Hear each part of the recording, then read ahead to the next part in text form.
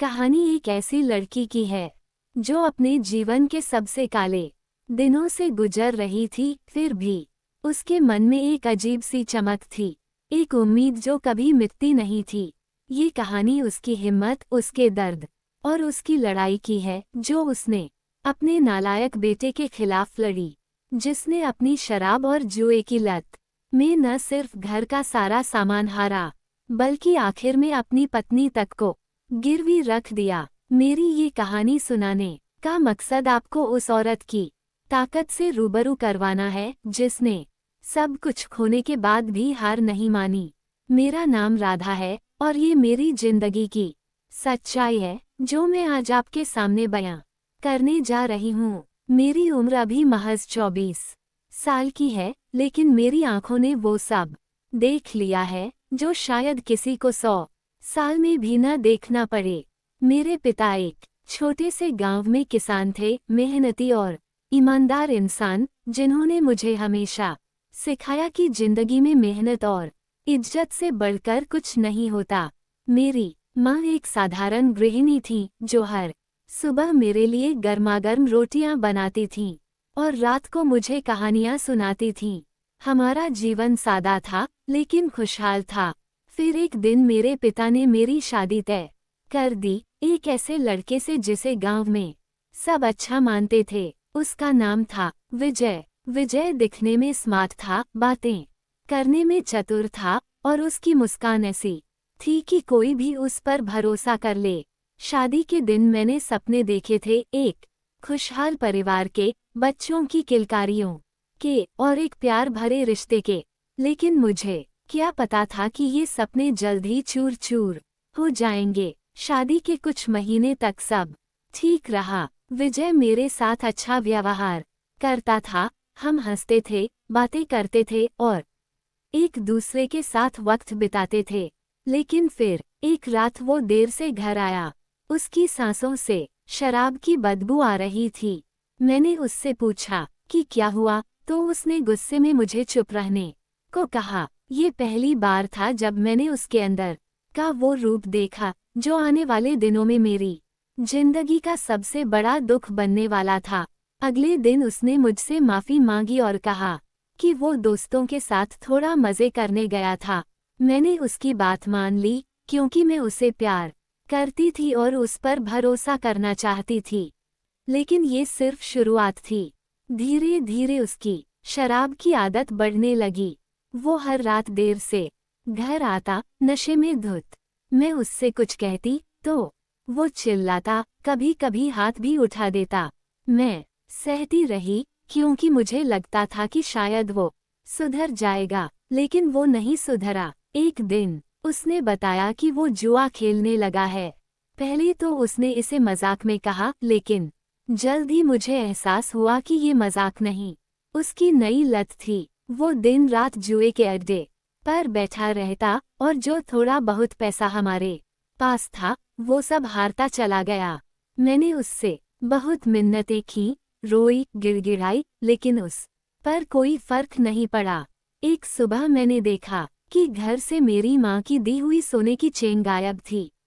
मैंने विजय से पूछा तो उसने कहा कि उसने उसे बेच दिया क्योंकि उसे जुए में हारे हुए पैसे चुकाने थे। मेरा दिल टूट गया। वो चेन मेरे लिए सिर्फ गहना नहीं, मेरी माँ की निशानी थी। लेकिन विजय को इस बात से कोई फर्क नहीं पड़ा। इसके बाद उसने घर का सामान बेचना शुरू कर दिया। पहले कुर्सियां गायब हुईं, फिर मेज, फिर बर्तन। मैं हर दिन सुबह उठती और देखती कि घर में कुछ न कुछ कम हो गया है। मैं चुपचाप रोती, लेकिन कुछ कर नहीं पाती। गांव वाले भी अब हमसे मुंह फेरने लगे थे। लोग मुझे ताने मारते, कहते कि मैंने ऐसा पति क्यों चुना। लेकिन मैंने तो विजय को नहीं चुना था, मेरे पिता ने उसे मेरे लिए चुना था। फिर भी सारी गलती मेरी ही ठहराई जाने लगी। एक दिन विजय सुबह सुबह घर आया और मुझसे कहा कि वो शहर जा रहा है, कुछ काम से। मैंने पूछा कि क्या काम है, तो उसने टाल दिया। वो 3 दिन तक नहीं लौटा। चौथे दिन जब वो आया तो उसके साथ 2 अजनबी लोग थे। उनकी आंखों में एक अजीब सी चमक थी जो मुझे डराने वाली लगी। विजय ने मुझसे कहा कि मैं उनके साथ जाऊं। मैंने हैरानी से पूछा कि क्यों, तो उसने कहा कि उसने जुए में बहुत बड़ा कर्ज ले लिया है और अब वो मुझे उन लोगों को सौंप रहा है ताकि कर्ज चुक सके। मेरे पैरों तले जमीन खिसक गई। मैंने उससे कहा कि वो मेरे साथ ऐसा नहीं कर सकता, मैं उसकी पत्नी हूँ, लेकिन उसने मेरी एक न सुनी। वो लोग मुझे जबरदस्ती ले जाने लगे। मैं चिल्लाई, रोई, लेकिन विजय बस चुपचाप खड़ा देखता रहा। उसकी आंखों में कोई अफसोस नहीं था, कोई प्यार नहीं था। उसने मुझे गिरवी रख दिया था, जैसे मैं कोई सामान हूँ। उन लोगों ने मुझे एक छोटे से कमरे में बंद कर दिया। वहां अंधेरा था और चारों तरफ से सिर्फ डरावनी आवाजें आती थीं। मैं घंटों रोती रही, सोचती रही कि मेरी जिंदगी में ऐसा क्या गुनाह था कि मुझे ये सब सहना पड़ रहा है। लेकिन फिर मेरे अंदर कुछ जगा। मैंने सोचा कि मैं हार नहीं मानूंगी। मैंने उस कमरे में एक छोटी सी खिड़की देखी जो थोड़ी खुली हुई थी। मैंने अपनी सारी ताकत लगाई और उस खिड़की से बाहर निकलने की कोशिश की। मेरे हाथ पैर छिल गए, मेरी साड़ी फट गई, लेकिन मैं नहीं रुकी। आखिरकार मैं बाहर निकल आई। मैं भागती रही, बिना रुके, बिना पीछे देखे। मैं नहीं जानती थी कि मैं कहाँ जा रही हूँ, लेकिन मैं बस भाग रही थी। रात भर जंगल में भटकने के बाद मैं सुबह एक छोटे से गांव में पहुंची। वहां एक बुजुर्ग महिला ने मुझे देखा और अपने घर ले गई। मैंने उन्हें अपनी सारी कहानी बताई। वो मेरे लिए माँ जैसी बन गईं। उन्होंने मुझे खाना दिया, कपड़े दिए और कहा कि मैं उनके साथ रह सकती हूँ। मैंने उनके साथ कुछ दिन बिताए, लेकिन मेरा मन शांत नहीं था। मुझे लगता था कि विजय मुझे ढूंढने आएगा या वो लोग फिर से मुझे पकड़ लेंगे। मैंने उस बुजुर्ग महिला से कहा कि मुझे कुछ करना होगा, अपनी जिंदगी को फिर से शुरू करना होगा। उन्होंने मुझे समझाया कि मेरे पास अभी भी वक्त है और मैं अपनी ताकत से कुछ भी कर सकती हूँ। मैंने फैसला किया कि मैं शहर जाऊंगी। वहां मैंने एक छोटी सी नौकरी ढूंढी, एक दुकान में सिलाई का काम शुरू किया। मेरे पास ज्यादा पैसा नहीं था, लेकिन मैं हर दिन मेहनत करती थी। मैंने अपने लिए एक छोटा सा कमरा किराए पर लिया और धीरे धीरे अपनी जिंदगी को पटरी पर लाने की कोशिश करने लगी। लेकिन मेरे मन में एक सवाल हमेशा रहता था कि क्या विजय कभी बदलेगा? क्या वो कभी अपनी गलती समझेगा? मैं उसे भूलना चाहती थी, लेकिन उसकी यादें मेरे साथ चिपक गई थीं। फिर एक दिन मुझे खबर मिली कि विजय को जुए के अड्डे पर कुछ लोगों ने बुरी तरह पीटा था। वो अस्पताल में था और उसकी हालत नाजुक थी। मेरे मन में एक तरफ गुस्सा था, एक तरफ दया। मैंने सोचा कि क्या मुझे उसे देखने जाना चाहिए। बहुत सोचने के बाद मैं अस्पताल गई। वहां विजय बिस्तर पर पड़ा था, कमजोर और टूटा हुआ। उसने मुझे देखा और उसकी आंखों में आंसू आ गए। उसने मुझसे माफी मांगी, कहा कि उसने मेरे साथ बहुत गलत किया। मैं चुपचाप सुनती रही। उसने कहा कि वो अब सुधरना चाहता है, अपनी जिंदगी को फिर से शुरू करना चाहता है। मेरे मन में उथल पुथल मच गई। एक तरफ मुझे उस पर तरस आ रहा था, दूसरी तरफ मुझे उस पर भरोसा नहीं था। मैंने उससे कहा कि मैं उसे माफ तो कर सकती हूँ, लेकिन उसके साथ अब कभी नहीं रह सकती। मैंने उसे बताया कि मैंने अपनी नई जिंदगी शुरू कर दी है और अब मैं पीछे नहीं हटूंगी। विजय ने मेरी बात सुनी और चुप हो गया। मैं वहां से चली आई। उस दिन के बाद मैंने कभी पीछे मुड़कर नहीं देखा। मैं हर दिन मेहनत करती हूँ अपने सपनों को पूरा करने के लिए। मेरे पास अब एक छोटा सा घर है, कुछ दोस्त हैं और सबसे बड़ी बात, मेरे पास मेरी आज़ादी है। मैंने सीखा कि जिंदगी में कितने भी बुरे हालात क्यों न हो, इंसान के अंदर की हिम्मत उसे बचा सकती है।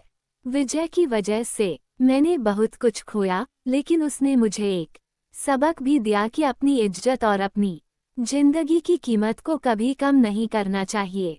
आज मैं ये कहानी इसलिए सुना रही हूँ ताकि हर उस औरत को हिम्मत मिले जो मेरी तरह हालात से जूझ रही है।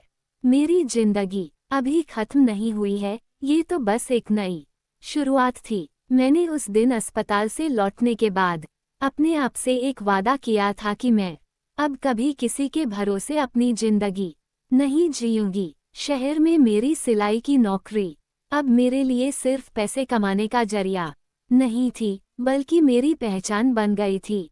दुकान का मालिक शर्मा जी एक दयालु इंसान थे। उन्होंने मेरी मेहनत को देखा और मुझे प्रोत्साहन दिया। एक दिन उन्होंने मुझसे कहा कि मुझे अपनी खुद की सिलाई मशीन ले लेनी चाहिए और अपना काम शुरू करना चाहिए। उनके इस सुझाव ने मेरे मन में एक नया विचार जगा दिया। मैंने सोचा कि अगर मैं सचमुच अपनी जिंदगी को बदलना चाहती हूँ तो मुझे बड़ा सोचना होगा। मैंने अपनी बचत शुरू की, हर महीने थोड़ा थोड़ा पैसा जमा करने लगी। रात को जब सब सो जाते, मैं अपने कमरे में बैठकर नए नए डिज़ाइन बनाती। मुझे कपड़ों की सिलाई में मज़ा आने लगा था। मेरे हाथों में एक जादू सा था जो हर साड़ी, हर कुर्ते को खास बना देता था। गांव में रहते हुए मैंने कभी नहीं सोचा था कि मेरे अंदर इतनी काबिलियत छुपी है, लेकिन अब ये काबिलियत मेरे लिए मेरी ताकत बन रही थी। कुछ महीनों बाद मेरे पास इतने पैसे जमा हो गए कि मैंने एक पुरानी सिलाई मशीन खरीद ली। शर्मा जी ने मुझे अपनी दुकान के एक कोने में जगह दी जहां मैं अपना काम शुरू कर सकूं। मैं दिन रात मेहनत करती, लोग मेरे बनाए कपड़ों की तारीफ करने लगे। धीरे धीरे मेरे पास ऑर्डर आने शुरू हो गए। पहले सिर्फ पड़ोस की औरतें मेरे पास आती थीं, फिर शहर के दूसरे इलाकों से भी लोग आने लगे। मेरे काम की चर्चा होने लगी। एक दिन एक बड़ी दुकान के मालिक ने मुझसे मुलाकात की। उसने कहा कि वो मेरे डिज़ाइन को अपनी दुकान में बेचना चाहता है। मेरे लिए ये एक सपने जैसा मौका था। मैंने उसकी बात मान ली और उसके लिए कुछ खास डिज़ाइन तैयार किए। जब वो कपड़े उसकी दुकान में बिके तो मुझे इतना पैसा मिला जितना मैंने कभी सोचा भी नहीं था। उस दिन मैं अपने कमरे में बैठकर खूब रोई, लेकिन ये आंसू दुख के नहीं, खुशी के थे। मुझे एहसास हुआ कि मैं अब सिर्फ विजय की पत्नी नहीं हूँ, मैं राधा हूँ, एक ऐसी औरत जो अपनी मेहनत से अपनी पहचान बना रही है। लेकिन जिंदगी का इम्तिहान कभी खत्म नहीं होता। एक शाम जब मैं दुकान से घर लौट रही थी तो मुझे रास्ते में एक जाना पहचाना चेहरा दिखा। वो विजय था। वो अब पहले से भी ज्यादा कमजोर और बीमार लग रहा था। उसने मुझे देखा और मेरे पास आया। उसकी आवाज में एक अजीब सी कांप थी। उसने कहा कि वो सचमुच बदलना चाहता है। उसने बताया कि अस्पताल से निकलने के बाद उसने शराब और जुआ छोड़ने की कोशिश की, लेकिन उसे कोई काम नहीं मिल रहा था। वो भूखा और बेसहारा था। उसने मुझसे मदद मांगी। मेरे मन में फिर से वही उलझन शुरू हो गई।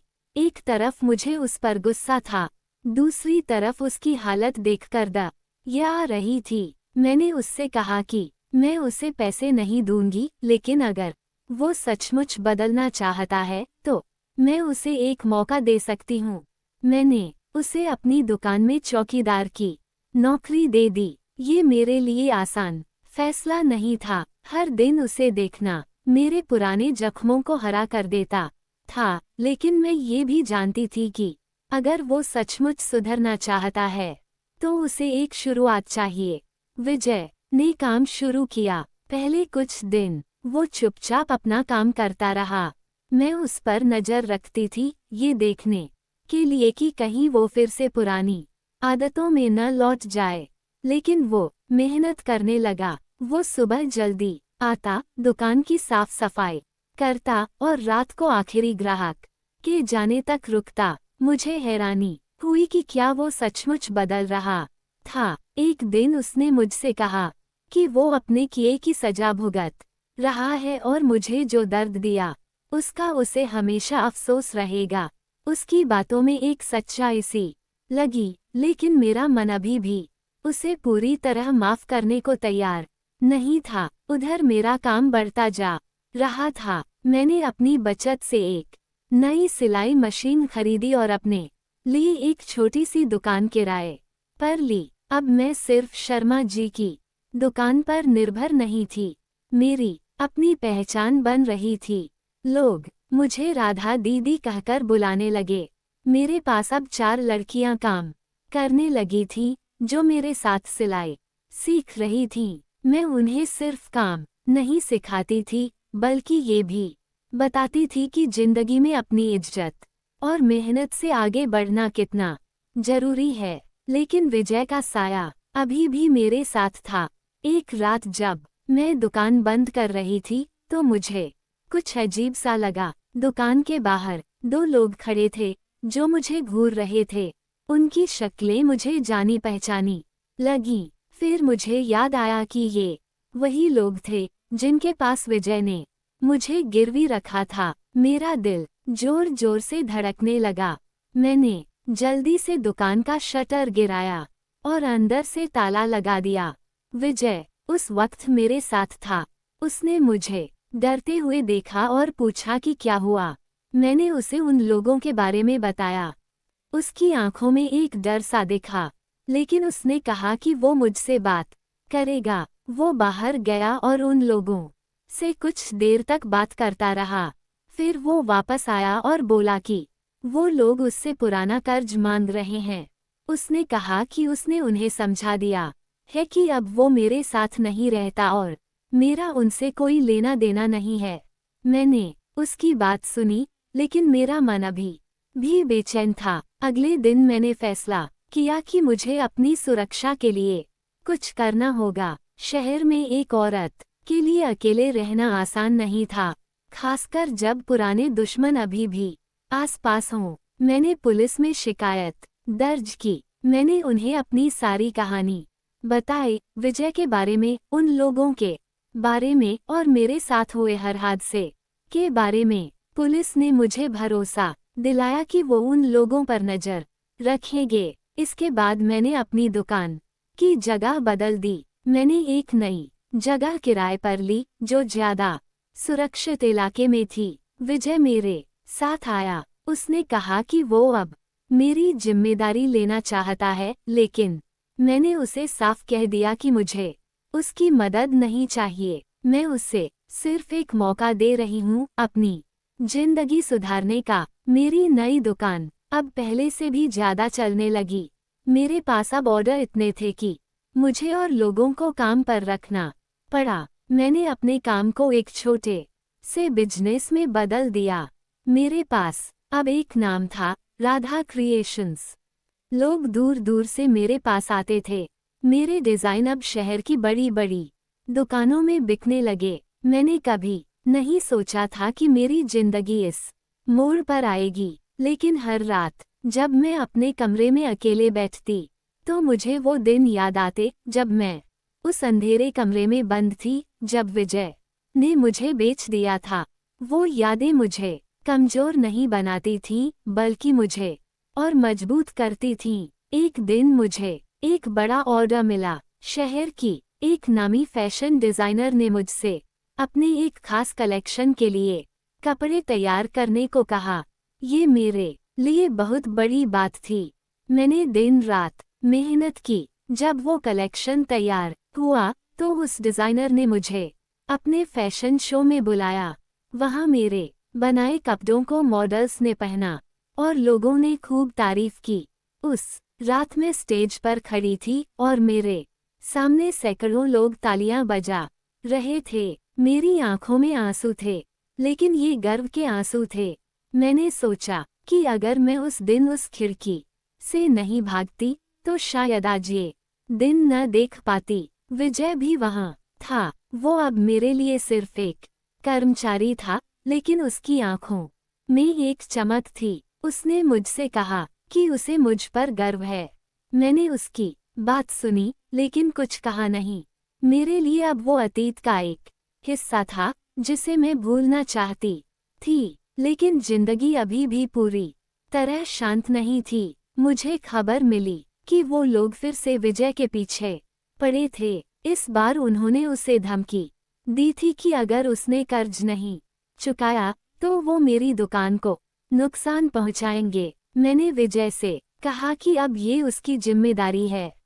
मैंने उसे साफ कह दिया कि अगर मेरे बिजनेस को कुछ हुआ तो मैं उसे कभी माफ नहीं करूंगी।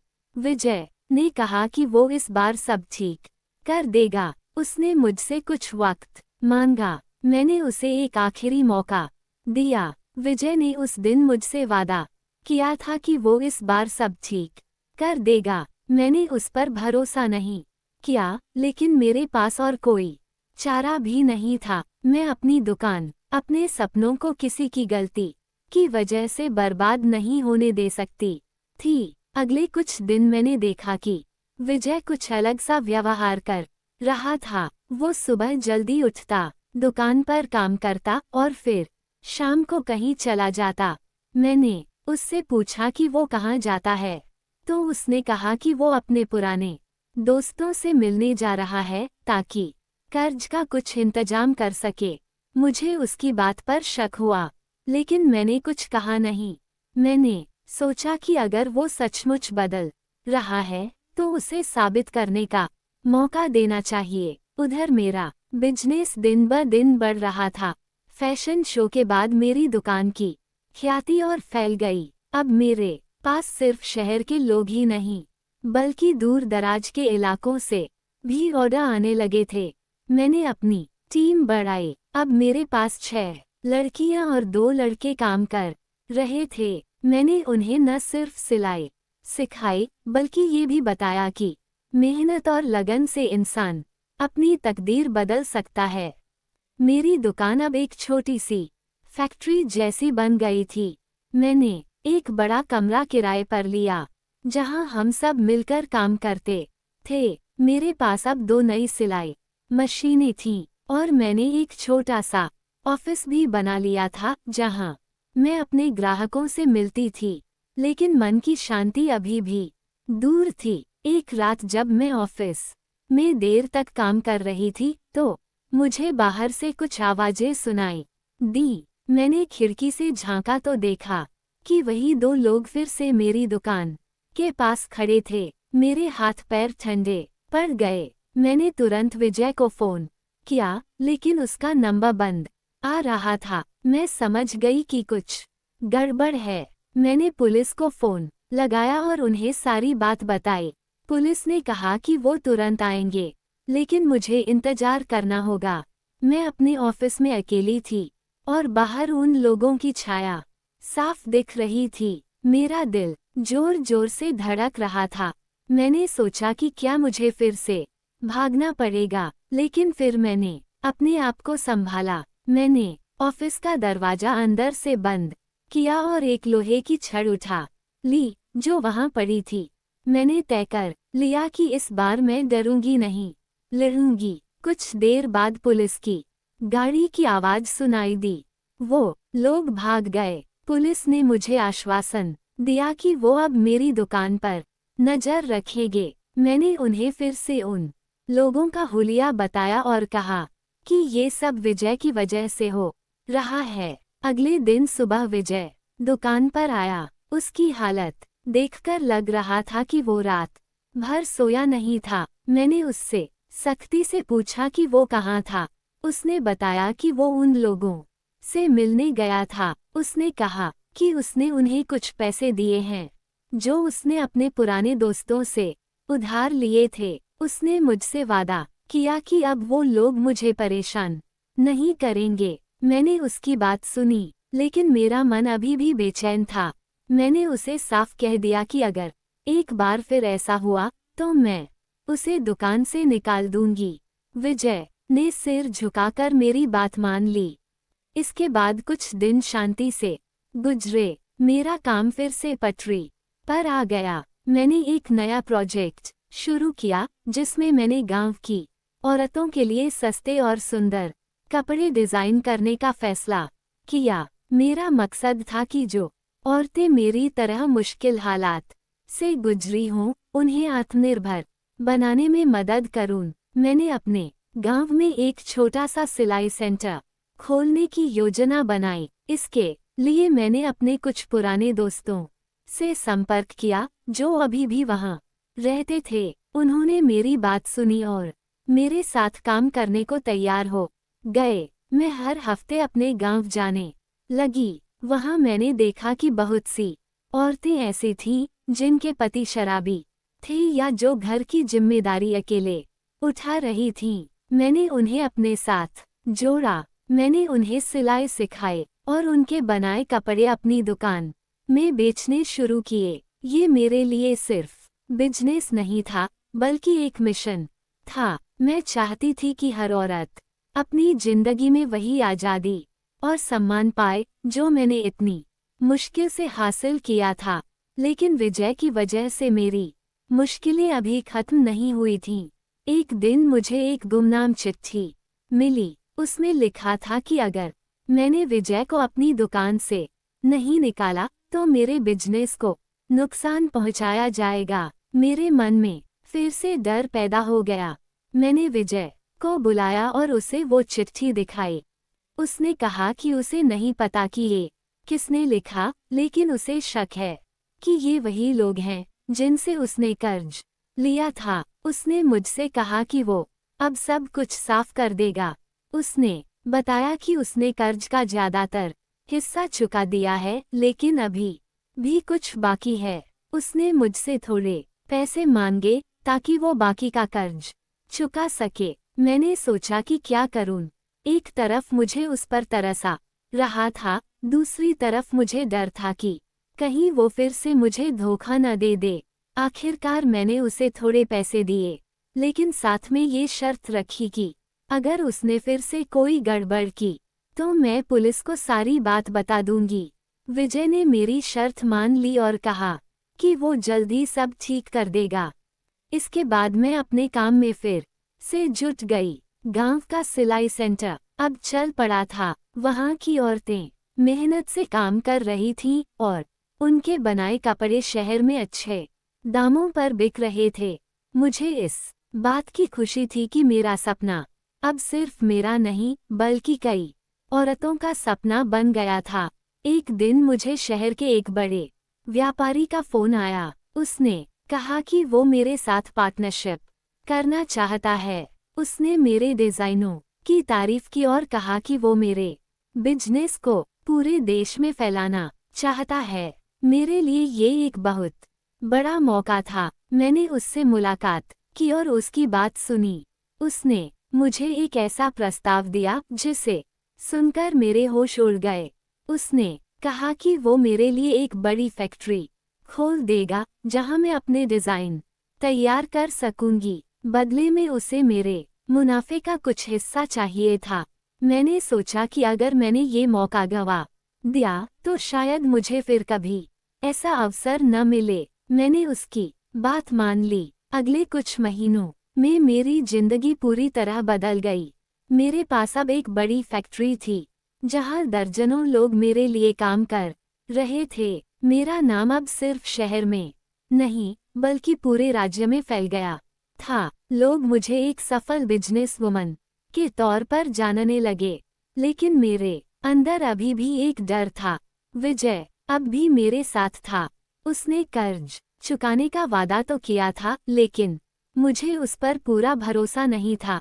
एक दिन मुझे खबर मिली कि वो फिर से जुए के अड्डे पर देखा गया था। मेरा दिल बैठ गया। मैंने उसे बुलाया और सख्ती से पूछा कि क्या ये सच है। उसने पहले तो इनकार किया, लेकिन जब मैंने उससे कहा कि मेरे पास सबूत, तो वो टूट गया। उसने बताया कि उसने फिर से जुआ खेलना शुरू कर दिया था। उसने कहा कि वो कर्ज चुकाने के लिए जल्दी पैसे कमाना चाहता था, लेकिन वो फिर से हार गया। मेरे सब्र का बांध टूट गया। मैंने उसे उसी वक्त अपनी फैक्ट्री से निकाल दिया। मैंने कहा कि अब मैं उसे और मौके नहीं दे सकती। विजय रोता हुआ मेरे सामने खड़ा था, लेकिन मैंने अपने दिल को सख्त कर लिया। मैंने उसे साफ कह दिया कि अब वो मेरी जिंदगी से हमेशा के लिए चला जाए। इसके बाद मैंने अपने बिजनेस पर पूरा ध्यान दिया। फैक्ट्री अब दिन रात चल रही थी। मेरे डिजाइन अब बड़े बड़े शहरों में बिक रहे थे। मैंने अपने गांव के सिलाई सेंटर को और बड़ा किया। वहां अब 100 से ज्यादा औरतें मेरे साथ काम कर रही थीं।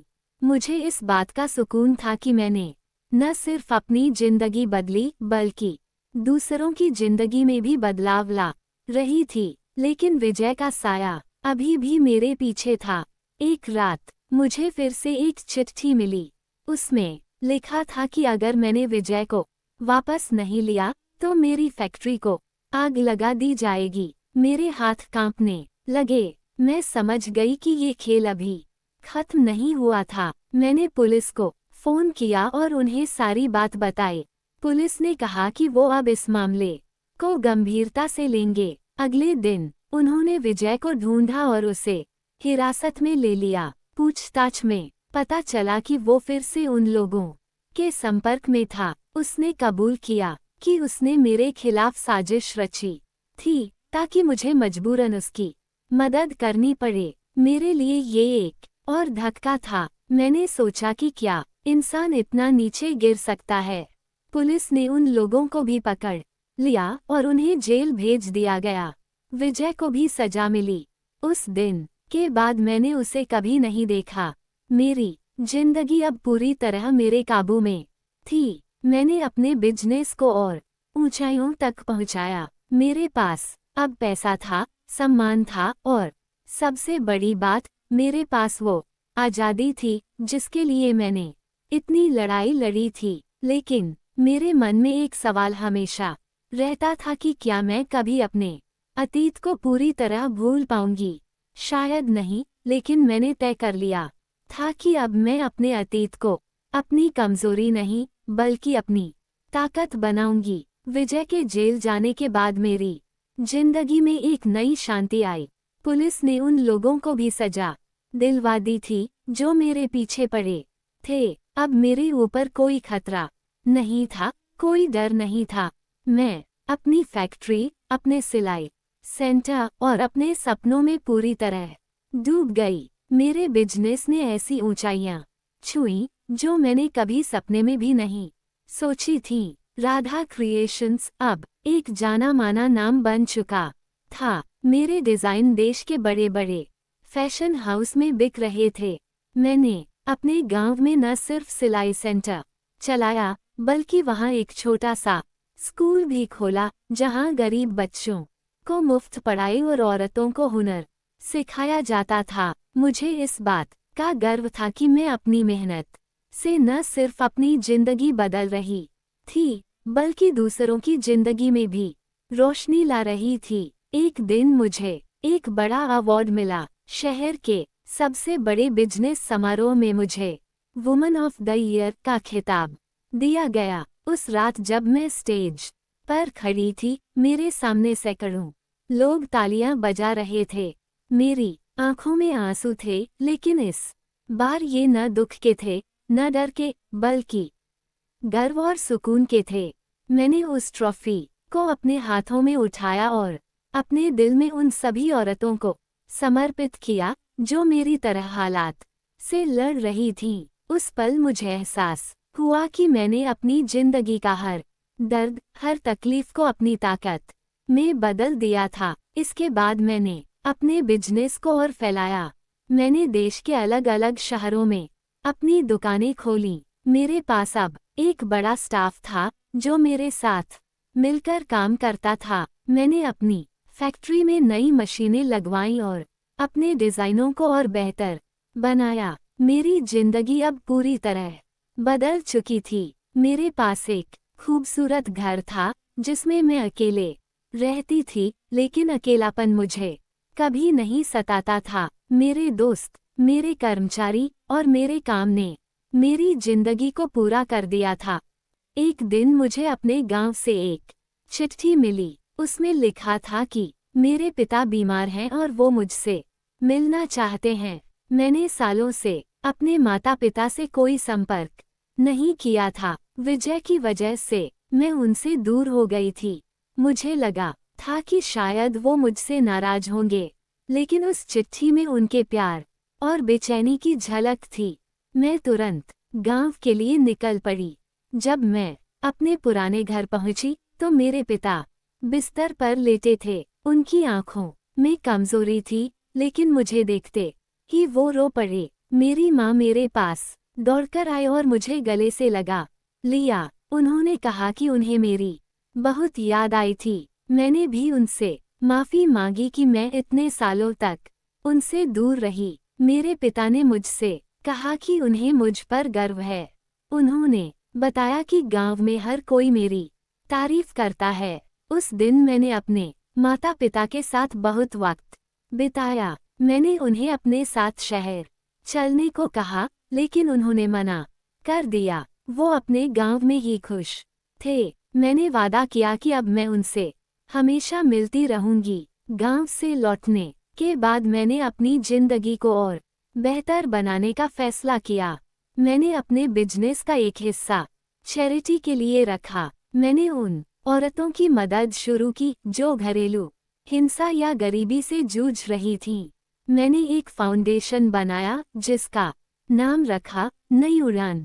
इस फाउंडेशन के जरिए मैंने सैकड़ों औरतों को नई जिंदगी दी, उन्हें काम सिखाया, उनके बच्चों को पढ़ाया और उन्हें आत्मनिर्भर बनाया। मेरे लिए ये सब करने से बड़ा सुकून और कुछ नहीं था। साल बीतते गए, मेरी उम्र बढ़ रही थी, लेकिन मेरा जोश कम नहीं हुआ। एक दिन मुझे खबर मिली कि विजय जेल से छूट गया था।